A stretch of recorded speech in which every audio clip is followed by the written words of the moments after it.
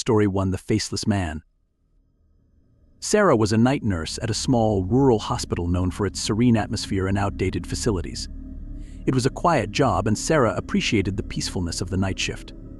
However, that peace was shattered one evening when she encountered something that would haunt her forever. The hospital had an old wing that had been closed off for years.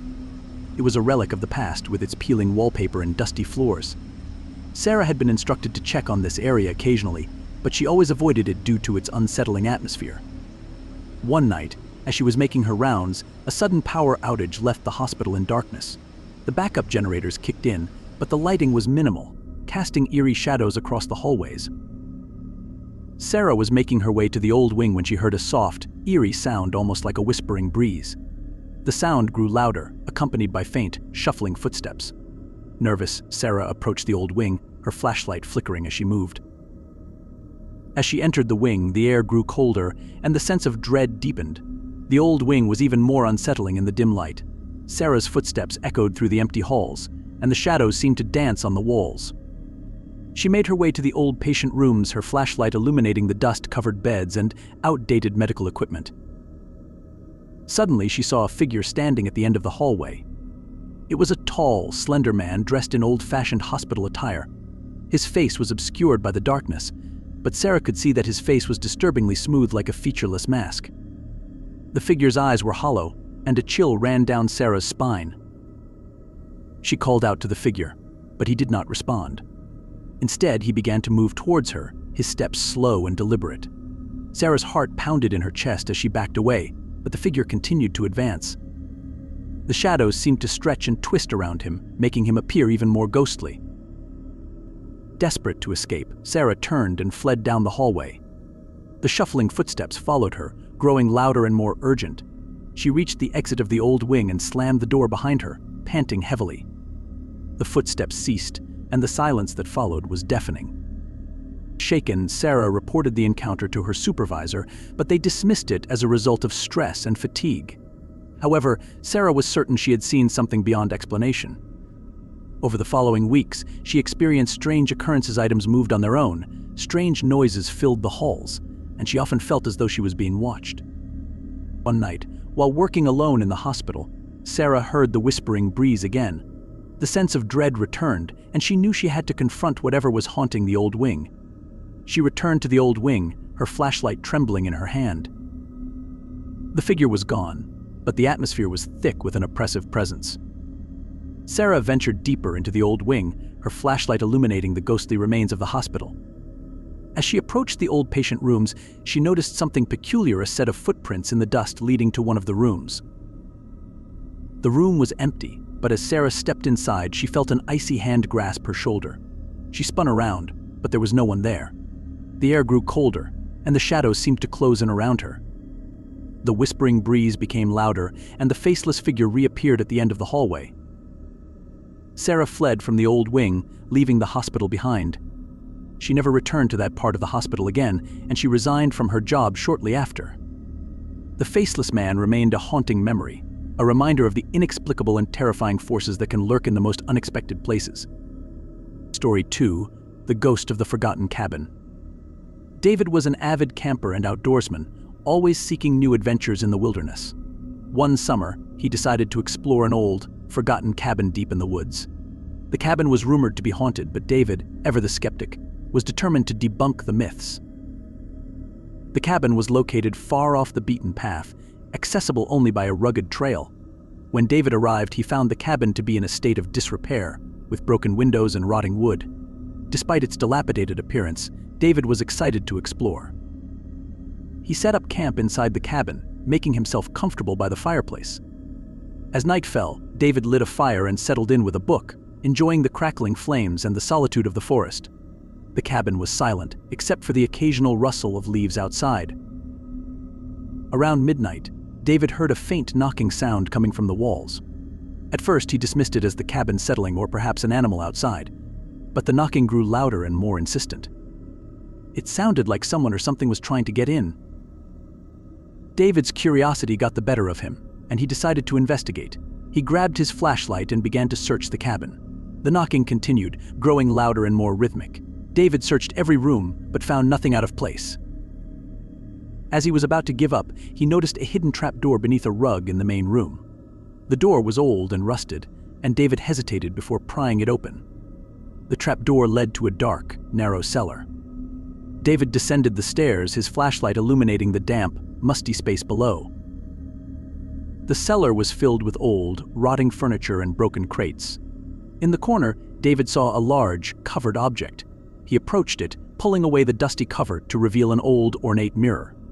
The mirror's surface was tarnished and cracked, but David could still make out his reflection. As he examined the mirror, David felt a cold draft and noticed that the temperature in the cellar had dropped significantly. His reflection seemed to waver, and he thought he saw a shadowy figure behind him in the mirror. He spun around, but the cellar was empty. Suddenly, the knocking sound returned, louder and more frantic. The cellar door slammed shut, and David was plunged into darkness. Panic surged through him as he fumbled for his flashlight. When the light flickered back on, the shadowy figure was standing in front of him, its face obscured and its eyes hollow. David tried to escape, but the figure moved with an unnatural speed, blocking his path. The air grew colder, and David felt a suffocating sense of dread. He stumbled backward, knocking over the mirror and causing it to shatter on the floor. The figure let out a mournful wail, and the knocking ceased. David managed to pry open the cellar door and escape into the night. He fled from the cabin, his heart racing and his mind reeling from the encounter. The forest seemed to close in around him, and he could feel the presence of something following him. Back at his car, David looked back at the cabin. The night was still, and the cabin was shrouded in darkness. He could see nothing unusual, but the memory of the shadowy figure and the haunting wail remained with him. David never returned to the cabin or the woods. The experience left him with a deep sense of fear and unease. The ghost of the forgotten cabin remained a chilling reminder of the supernatural forces that can linger in forgotten places, waiting for the next unsuspecting visitor. Story 3: The Lonely Lighthouse Keeper. John had always been drawn to the sea. When he was offered the job as a lighthouse keeper on a remote island, he jumped at the chance.